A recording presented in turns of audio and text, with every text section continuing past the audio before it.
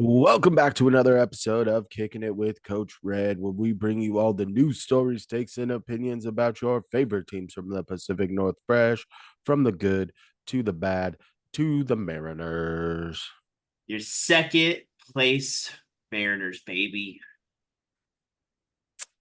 It has been a season, and that's about as far as we can say right now before we really dive into it, because this one's going to be a little bit of a free flowing episode. Mariners season ended today Yeah. on a 4-game winning streak, but missing the playoffs by One game. one, call it two, because of tiebreakers. A lot of expectation on this team, and I think that for everyone, expectations were not met.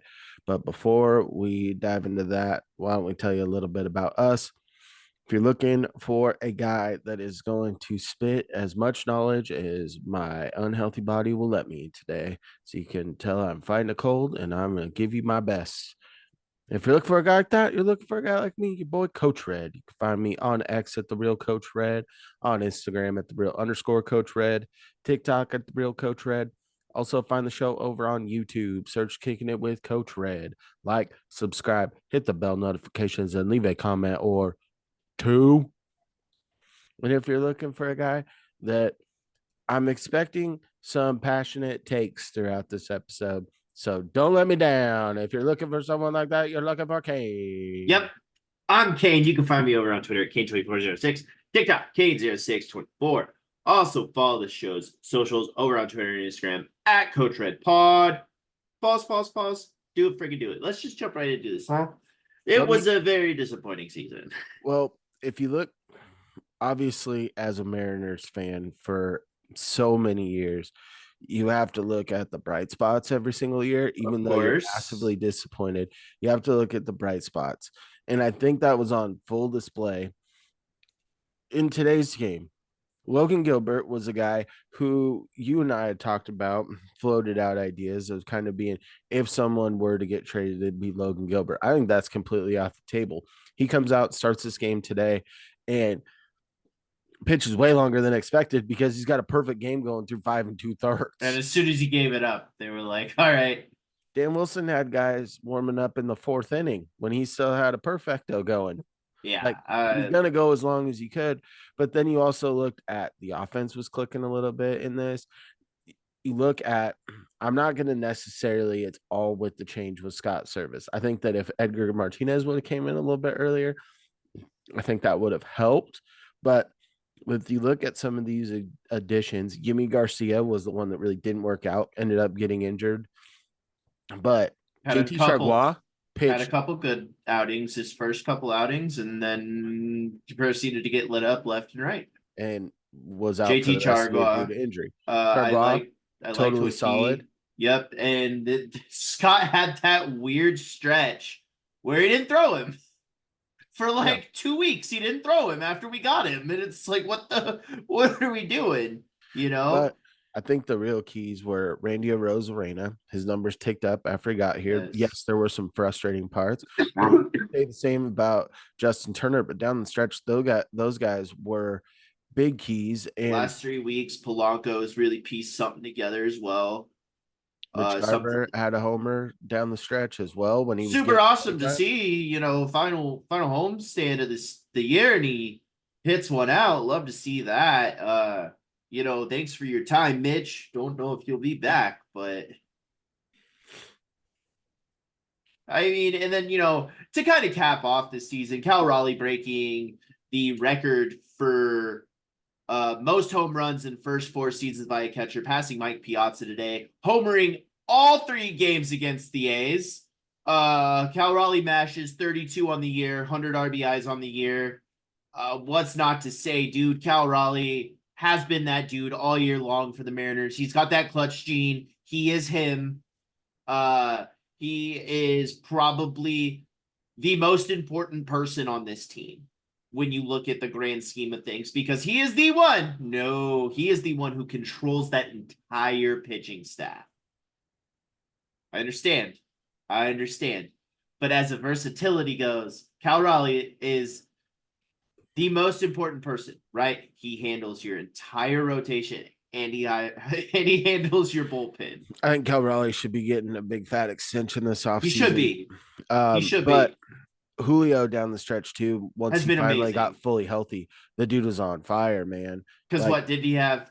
3 in Texas, 3 yeah, home runs, and yeah. then he So hit one against and then he hit that crazy one late against Houston, where even Angie Mentank was and Aaron Goldschmidt were shocked that he hit it out because he hit it past the Crawford boxes. That was pretty sick. that was to left center. They weren't Yeah. sure if it was going to go over the line, and it did. That put him at 2020. Him and Bobby Witt Jr. are the only guys to go 2020 in their first 3 years in the bigs. And as Julio played hot down the stretch, and the Everybody Mariners else. won a lot of games. It's a crazy Yeah. thing when Julio's hot. The team rolls with Julio. Yes, Cal is going to be your probably most clutch player, and yes, he does. He should win a Gold Glove. He's Yes. in contention for a Silver Slugger. I don't know if he'll get that, but what he does offensively and defensively is something to admire for this team. And you see that a lot with Julio too, right? When you Mhm. look at this season as a whole, you had some weird stretches for some guys. And then when some guys would get hot, they'd kind of get forgotten about, right? So you look at the beginning of the year, Rojas gets hot, Luis Urias fades away.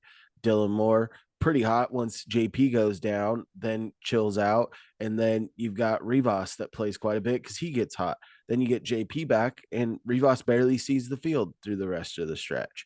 Mm. You look at the beginning of the year where Mitch Haniger started off hot in spring training. Luke Raley had limited at bats, and Luke Raley was probably one of your most consistent and clutch hitters throughout this year.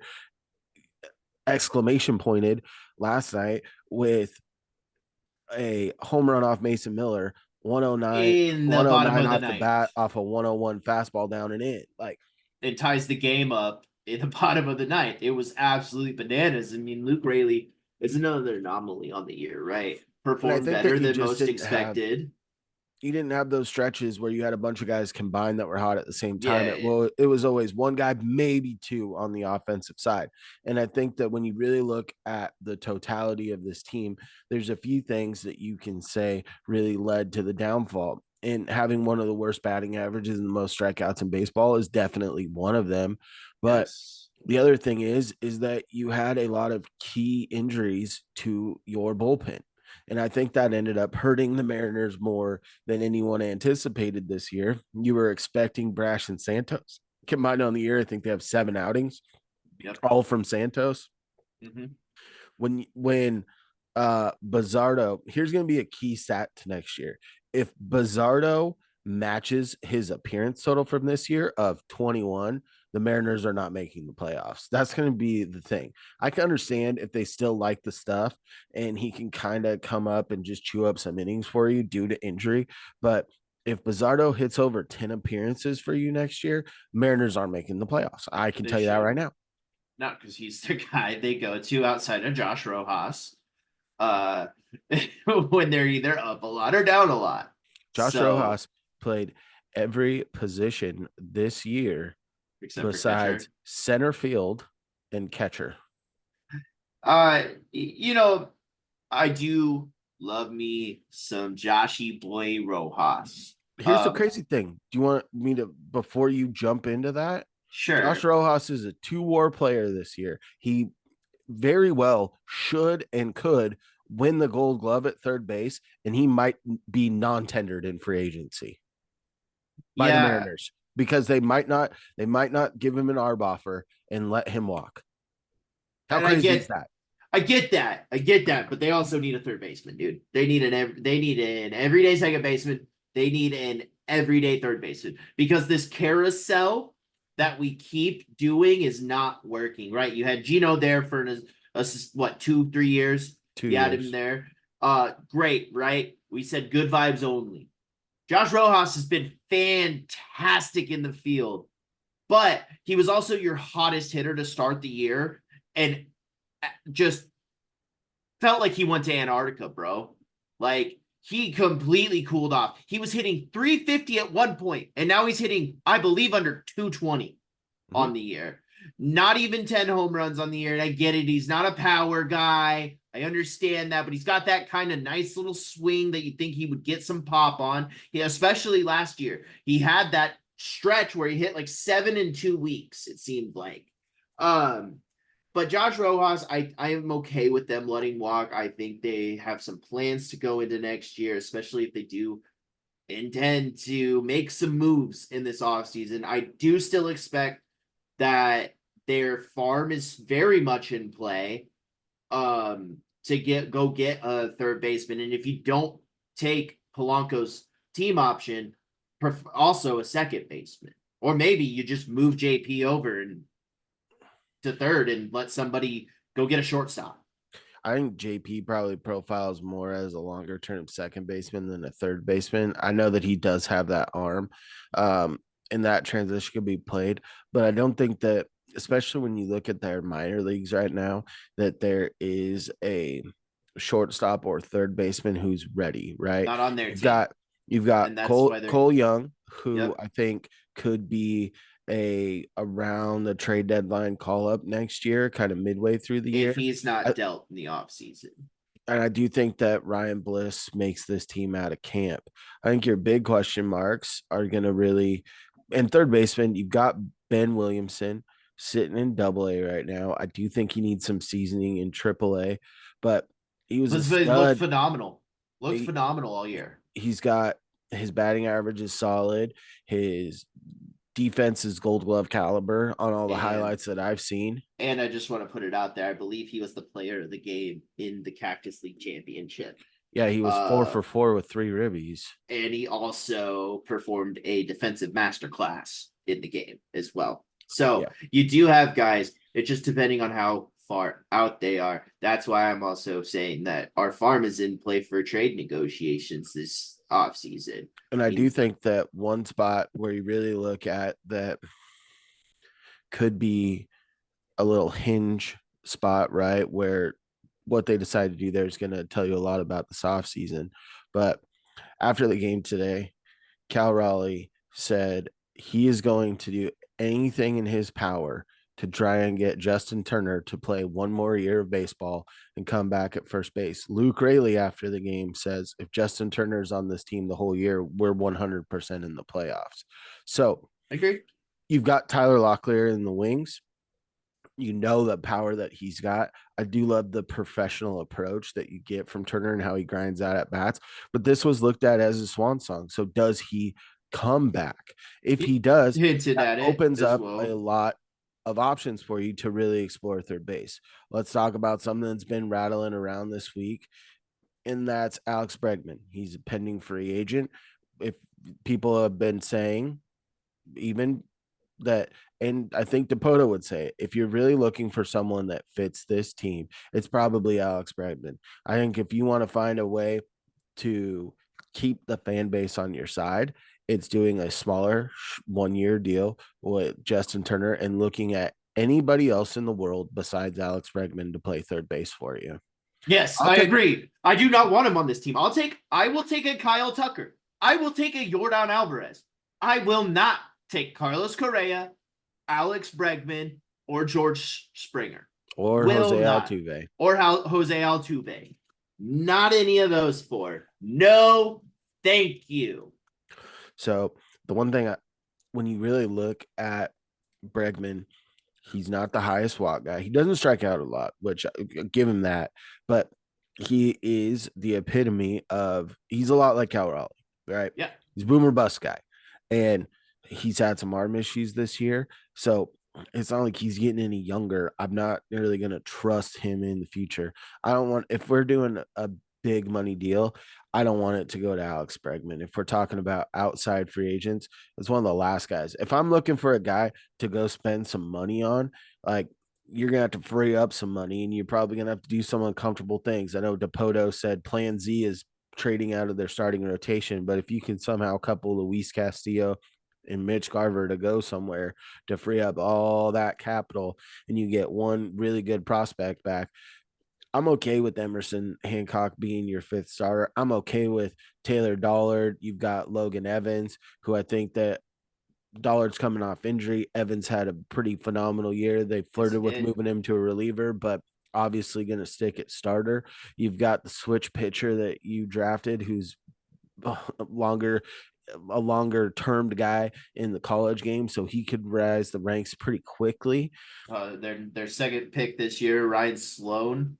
That kid looks nasty. Yeah, but he's coming straight out of high school, so you got to That's give him a little true. bit more time to really grow into the system. And with our switch pitcher, he did pitch in the SEC. It's a pretty tough division when you have LSU and Florida, Florida, all of those really really good baseball teams. He did really well there. So Vandy. yeah, exactly. They Yeah. play good schools. But if you're looking for a guy to go spend some money on, his name is Anthony Santander. Yes, please. What 40 plus home runs? And he hit what I liked Anthony 250? Santander before he hit the 40 homers. I I thought that understand he that. was a I guy. did And too. when you look at that Orioles team with their infusion of youth, I think they're probably going to roll with that. I think, That's your DH next year if you go get Anthony Santander, honestly. and he That's can your play the DH. outfield for you. And I'm Yeah. tired of seeing him and Julio go back and forth on robbing each other of home runs. Guess what? They can just be on the same team and they can hit a whole lot of home runs That's true. together. I would like that. I give me more switch hitters. I mean, he hit at a high clip from both sides. That's And if one you thing can you like go to get see. Santander, I'm also okay with letting Randy trading Randy if you Yeah, get Santander. that's fair. And Santander is going to give you better outfield. I mean, I saw that ball that was hit today, scorched into left field, and Randy is just casually jogging to the ball. Like, yes, runs are scoring, right? But I also You're up don't want six this. nothing in a meaningless game. I understand that, but you know what I mean. Yeah, I'm gonna default to it's been a long season for these guys. Yeah, and you know what? The whole thing of with Scott Gunn and then this whole turnaround, right? Dan Wilson has done a stand-up job. He really has done a very, very good job, in my opinion, of how he handled the rest of the season, right? Kept us all right there, hitting. It kind of seemed like I had said this at work. When the hitting's there, the pitching's not. And the starting pitching keeps getting it done, but it's like let's go to Bryce Miller, right, in Houston last week, through 7 innings, huge outing for him, and then you kind of get nervous with the bullpen coming in, and you're like, we've seen this story before, and what they second game had every chance to win that game, and bullpen gave it away. It's very tough. Yeah, but in the Bryce game they played out on, which was something that you did like to see really Mm, a lot more when Edgar got in the building is it seemed like there were multiple times where the Mariners would score early and then that was it. So as the season progressed, especially since Edgar got in and with Justin Turner talking to these guys, they simplified the approach. They were able to play add on late, which I think was key to this team. And the one thing that I do like with Dan Wilson, I think he'll continue to do it next year, is his aggressiveness on the base paths because you do have Julio that can get you a bunch of bases. Randy, you've got Robles, you have Dylan Moore still on this team who clocked in over 30 bags stolen I as think well. Josh Rojas stole, I believe, 10.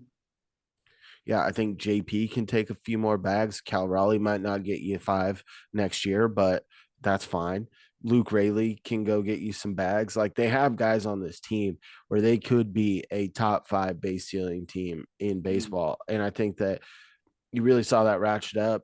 And when you really look at the grand scheme of your top three base stealers in Robles, Julio, and Dylan Moore, they're not getting thrown out very much either. no, no, they So are you need not. to go take advantage of that as much as you can.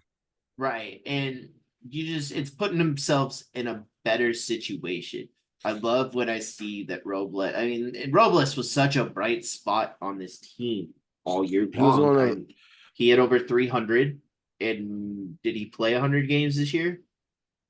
He might have got there. It was just shy if he didn't. Well, and him But gritting he it out with one hand for while the Mariners were still pushing for a spot, like you could see him grimacing in pain while every time swinging the he, bat. yeah, He wouldn't and even throw the ball in from the outfield. If he caught the ball, he would underhand it to Julio. right, and this whole last week, he's just been doing what he's done all year, multi-hit games. Yeah, Stealing third. he's been a. I was glad that they took JP out of the leadoff spot. He didn't deserve it, right? He hit under 200. Yes, he struggled. He dealt with injury quite a bit this year, but it was just a very underperforming year. After last year's JP, we all thought, oh, this is going to be a problem He's this ready to year. take that next step forward. And it was a setback this year. But Mm, I am intrigued because I think that Robles sticks at that leadoff spot for you going into next year. I And I would agree. love, love, love to have Ryan Bliss batting nine because then you've got speed on speed on speed on speed because Bliss stole over 40 bags in the And minors I this year. mean, Cal stole 9 bags on the year, was safe 7 out of 9. It's insane. And he stole them with ease too. Oh, yeah. Here, you talk about Cal and his base running ability. I need to go grab my phone because I did get one text that I think kind of it came in earlier this week when they lost to Houston, kind of eliminated them from the playoffs, which by they won the next game and then it came down to the rest of the wild card guys having to lose out and they didn't as of Thursday. So you knew going into this home series that they were eliminated, but I've got a good text. So talk about Cal Raleigh and his base stealing ability. 7 out of 9 is pretty good on the year. Like, Cal Raleigh's just much more than that, though. I don't care about average for him. He's not an average hitter. He's just gonna hit big boppers and hit you for 100 ribbies on the year and steal a couple bags for you. I mean, that's pretty rare for a catcher to do. Just pay my So boy. I think this kind of encompasses Mariners fandom as a whole. I thought that it was pretty well put. And buddy of mine said, it's the little things. We need to mourn the seasons where what might be halfway through life and we just have a fraction of Mariners' happiness as a whole. But the little wins and battles have been so much fun. Like, F them. I still love them, but we might have to riot. YOLO.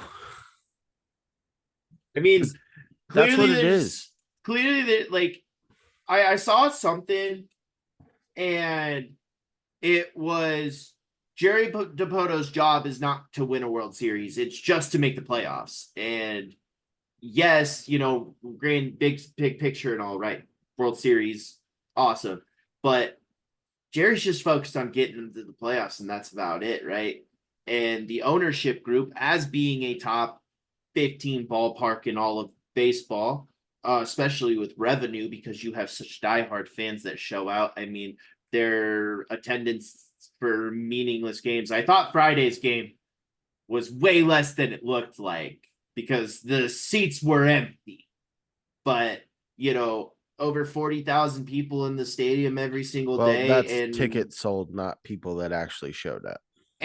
unofficial attendance on the year was 100,000 less on the year. It was down 5% from last year. Right. So you Because do you had a have the lot of people that people, were very mad at the beginning of the year. Say especially with the season tickets and everything like that. season tickets, the feeling that they did not make the push and coming off of the comments at the end of the year press conference, I think still had a bunch of fans, at least early in the season, pretty riled up. And, you know, I saw another thing when Shohei went 51 of 51, and it was from the Marine Lair podcast guys. And they're like, look at what happens when you spend money on somebody. Like, right, of that high profile. It's like saying, hey, go spend money on Juan Soto. Guess what? He's worth it. He's worth every penny you're gonna pay him. I think the big problem was, and the Mariners really screwed themselves this year in regards to Juan Soto by letting him hit a home run at T-Mobile Park, because that could have been part of the pitch. Hey, Juan, this is the only MLB park that you have never hit a home run at. We're going to give you 80 plus opportunities a year to do that. And he'd be like, well, it's for legacy, right? So I'll take a couple of zeros off the back end of that contract. Like, Sure. yeah, they ruined it. It's ruined. Sure. Uh, I do hope that they go and spend money, and I do hope they finally take a strong look in the mirror and it's like, guess what? You're gonna get a lot more money if this team consistently makes the playoffs and inevitably makes a World Series. Uh, I did some fun fact checking this week because I just wanted to make sure that I was speaking truth out here. The Mariners are the only team to never make it ever out of every other team. They've made it at least one time. You Mariners had to haven't even sniffed it. I just wanted to be sure because I was also being asked at you had work. to fact check that. I had to because people are asking me at work, and I just wanted to make double sure that they were the only team to never make a World Series. And that's just crazy to me. In what, 40 or 50 years? Almost 50. Where 50, I think almost in 20 50, the 2026 season will be 50 years. almost 50 years of an organization. And they can't even sniff it, bro. It's crazy. And I mean that those early 90s teams were disgusting. And they couldn't do it then. 2001. Yeah.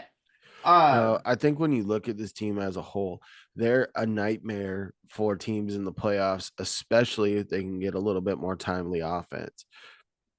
No matter what the rotation looks like next year, as long as it's healthy, that's one of the top rotations in baseball.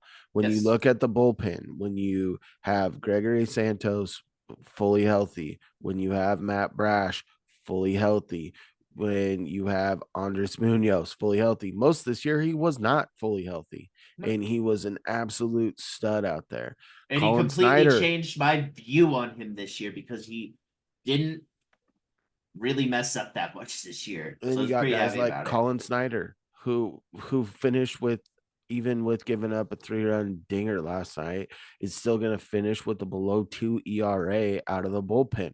You're going to be able to find guys that can make things happen. I think that Carlos Vargas is another guy that we've profiled before that's going to be a dude that's in there. Troy Taylor and what he was able to do in the minors and his time with the big league. Your pitching staff is not a pitching staff that you want to see in the playoffs in a series, right? Hmm. Because they're going to give everything they've got. You're going to have some of these starters that are going to be coming out of the bullpen. Like, this is a good team for the playoffs. What you need to have is a few more complementary pieces and one more key piece added to this team. I think And if I you can think they're get gonna be one more, solid. if you can get one more key player, you can eliminate some of the minutiae guys that you currently have on this team to free up some dollars to do that. I think that you're going to be in a spot where the Mariners are always going to be. They're never going to be the highest spending type club, right? No.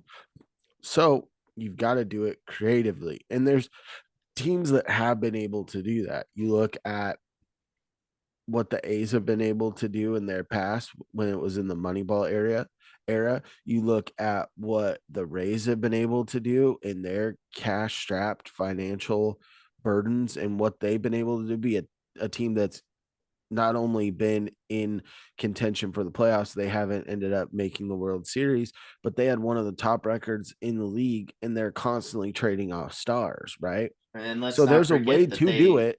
And the one thing that Mariners have on their side right now is the consensus top farm in baseball. yeah, Consensus. yeah.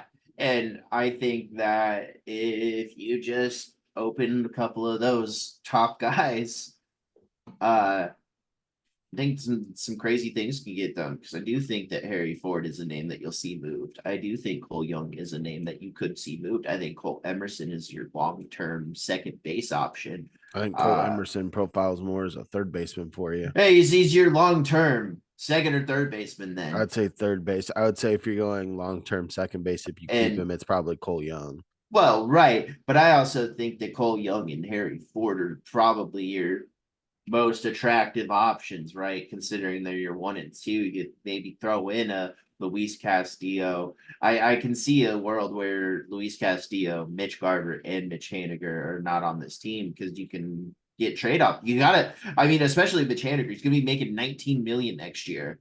I don't want that out of somebody who only saw the field the last week in the last 2 months. Yeah, it's unfortunate, but with Mitch, it's the little things, right? He had 3 walk-offs this year. Yeah, and I love Mitch Haniger, but I don't want to pay him that much money to be a former shell of himself and Well, not and you see the look at field. Garver too. Garver had his moments, but he had a lot of bad moments. And that's ultimately what I think when we look back at this season, we'll remember the fun of Cal Raleigh's late game heroics. We'll remember Victor Robles being an absolute menace. We'll remember Luke Rayleigh just hitting moonshots, Yeah, right? We'll remember all those things, but we're also going to remember JP having a down year, Mitch Garver not looking great for most of the year. Polanco not looking great for most of the year. There's a lot of signs. Uh, but then you go Luke Rayleigh, how he hustled out of the box every single time, even if it was a slow chopper, the dude hustled. I mean, the dude was kind of like the life force of this team at some And I points. can confirm I was looking out for it on the Justin Turner walk off last night. Luke Rayleigh was the first man giving him a hug. 100% whole year. It was great. I would love to see JT back next year. I do think they need that old head. They need that deep playoff veteran in that clubhouse to steer them in the right direction. He said also in his interview that he would like to stay this with this team in any form of capacity to where they could get him. And then same thing with Edgar is they want to have him in the dugout way Well, it's more. going to come down to what Edgar's going to be willing to commit to because obviously Edgar and the way he approaches hitting is unlike almost anyone in the history of baseball, right? The guy is just so dialed in what he does and how he can captivate a room, especially a Mariners room, because he's the first DH to have primary DH to go over ever go in the Hall of Fame. You know his numbers against Mariano Rivera. He is so highly respected. But the big thing is he's retired. I think that he's enjoying, not having to be there. I think that he could be a part-time type guy. And if Justin Turner wanted to come in and, we talked about Nelson Cruz and, if Justin Turner wants to hang it up, but wants to still be around the club, his approach to hitting, I think, could play very well. It's an older school approach to hitting, Mhm. but I think that's what the Mariners need. When you look at we've been preaching control the zone for like the whole Jerry DePoto tenure, and the pitchers do a phenomenal job of that by limiting walks. But Mhm. when you see the strikeout numbers, like I just don't want the lip service that you're going to try and shed some of these guys because of their strikeout numbers. You're not going to go shed Cal Raleigh because he struck out a few too many times when he blasted 32 homers and clocked in 100 RBIs. I'm not going to fall for that trick again, Yeah, Mr. Jerry. I'm because I not going mean, to fall like, for it. let's look at Gino Suarez, right? We dumped him due to strikeouts, but then he bounced back this year, had a little rough start, a little turbulence in the middle of the season, but overall was a hot hitter for most of the year. Especially down the stretch. Jesse Winker got himself traded in a good position I think, again well, to Jesse Winker went to a handful of teams, right? Jesse Winker, since he left the Mariners, has been on 3 teams in right. what, one But year, two but years? he played well for the Nats to get traded to the Mets, and you You can know, do anything for the Brewers. right. But So you got don't guys you that have don't use that as an example going forward. Not the okay. best idea of All maybe right. they should have kept these guys. Oh, Jesse Winker. Oh, Sean Figgins. But Gino is just like the anomaly. Teo Scott on top Spezio. of that. Teo, but you also look at what Teo's surrounded by, right? Lots and lots of talent. Eugenio Suarez, lots of talent, a young team, a team that gets on base. The same thing with the Dodgers. And that's just one area in the last few weeks that the Mariners have been able to do.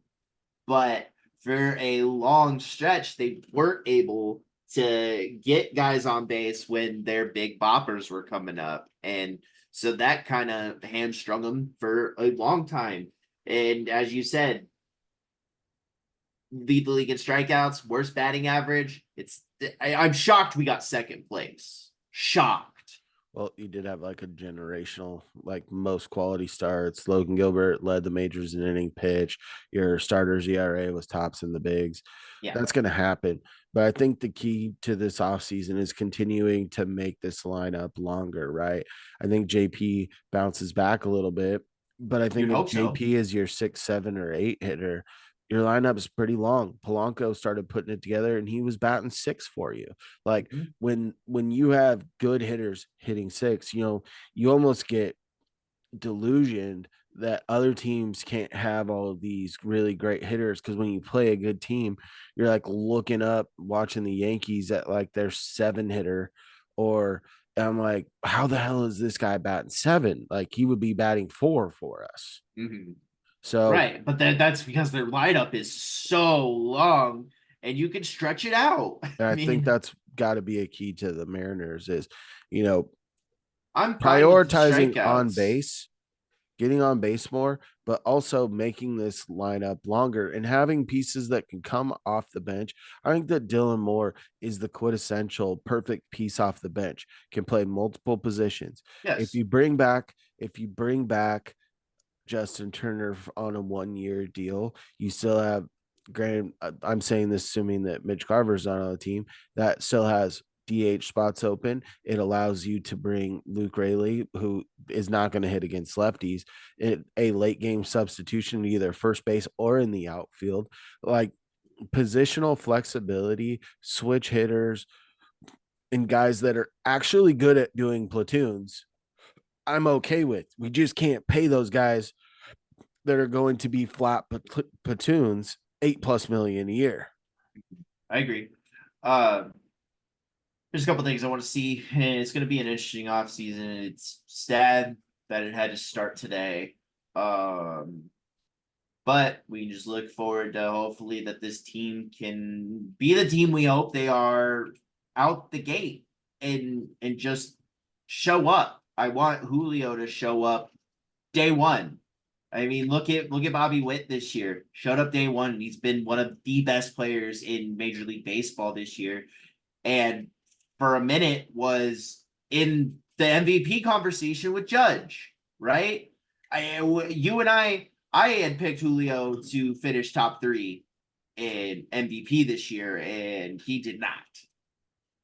So He very still unfortunate. he still ended up at like 275 with 20 homers. Which is great. Which is great, right? The worst, the worst, the worst statistical year of his young 3 year tenure, and people are ready to ship him off to Kalamazoo. Well, No, guess what? I just want him. You should stop saying that. Everyone that hates on Julio, because this He's guy is the also what, closest thing 23, to Ken Griffey 24? Jr. that we've Yeah, had. yeah, exactly. I mean, this is a kid that wasn't very looked at for a while, and then he changed a couple things, got faster, got his bat speed around a little bit better, and he was one of the top prospects in all of baseball. And he's been very good, but I just want him to be at an elite level to start out the year and hopefully ride on high all year long and just be that catalyst for this team like he's supposed to be. Yeah, I think that when you really look at this year, it's a disappointing year, but you saw those. It's the little things, right? You have to look at the little things. As a Mariners fan, you hope that things can go like 2001 every year, but Mm-hmm. they can't. And you know that. But I think that the front office and the owners of this team do need to take a long, hard look in the mirror and say, we've got one of two options. We have a very passionate fan base who shows up. We can either And we One, do. really show that we're invested, not just play on the periphery. Let's go really try to make a push and see where the chips fall. Mhm. Or you can take the tack like they took when you looked at the years of tail end of Cano, tail end of Cruz, a little bit of Seager, a little bit of Felix. We're like, hey, we're going to take a step back. And if they do that, they're going to ostracize the fans. And it's going to make it a lot tougher for them to show their face in this area. And I wouldn't be surprised if you had people petitioning to get them out of the positions they're in. Yes, you can do that when your team is older and you know that you need to reset. I was on board when they did it, right? I didn't Yeah. want to keep losing games, but then you saw those steps forward. You're in that window now that you set for yourself. Go make the push now. It's time. You got to show people that it can be done. We can't just Instead sit of there and this, just go, well, this is what it's always going to be like to be a Mariners fan. right? Because we were there for so long where they would make a push and then deal The everybody last and then four make years, another they've been push. the last 4 years, they've been within 2 games of a playoff spot, only making the playoffs 1 year in that stretch. From 2002 to 2024, that's 22 seasons. They've made the playoffs one time. Yep. That's not good enough. No, it's not. And this constant like Don't you're piss away there, this you're rotation. there, and then you trade everybody, clean slate, and then you start gaining momentum again, and then one thing goes astronomically wrong, and then they trade everybody. Yeah. That's been the quota for so many years, and I'm tired of it. Well, and on the offensive side, we can all say that Cal Raleigh and Julio are the two dudes currently on this roster that are the homegrown guys. And then you look at this basically whole rotation, all homegrown guys. Mhm. Do not piss away this part of their careers because this is a chance to do something special.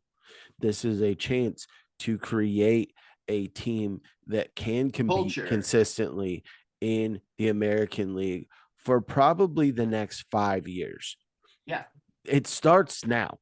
That's a pretty good window because in the grand scheme of things, the Astros have been doing it for about 6 or 7. That's it. And then look at their window.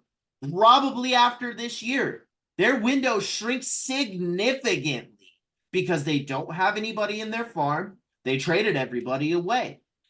They don't have anybody left. I don't even like. I don't think they can even pay Bregman this offseason unless he takes a massive discount. Correct. So the time is now. You're gonna have a top farm for a while. And this is the time to capitalize on that farm system. Yes. And the time is now to follow us on social media. That's going to wrap it up for Got him. our last day of the season episode. We will have some good Mariners content coming up. We'll have an award ceremony. We might even have a Razzies, which is for bad things, where we talk about the worst things as well. Ooh, There's a lot of nothing can be time between negative. now and spring training. That's We've got true. time to cover a lot of obscure Mariners things, and we will because like my buddy said, you want to hate the Mariners, but you can't. Yeah. You just can't do it. But You love them, but you hate them. check us out on social media. You can find me, your boy, Coach Red, on X at the real Coach Red, on Instagram at the real underscore Coach Red, TikTok at the real Coach Red. Also find the show over on YouTube. Search Kicking It with Coach Red. Like, subscribe, hit the bell notifications, and leave a comment or two. Kane, where you at? Find me over on Twitter at Kane2406. TikTok, Kane0624. Also, follow the show's socials over on Twitter and Instagram at Coach Red Pod. False. Do it. And as always, stay fresh. Stay fresh, peeps. Peace.